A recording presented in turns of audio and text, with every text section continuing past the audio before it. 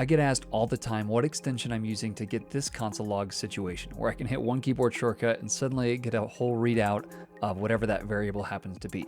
This even works on things like objects, where it'll actually console log below the object. It's smart enough to do that. And it can do more complex things, like within this function here where I'm creating a new expense, I'll just tell it to console log and it gives me the scope of the function.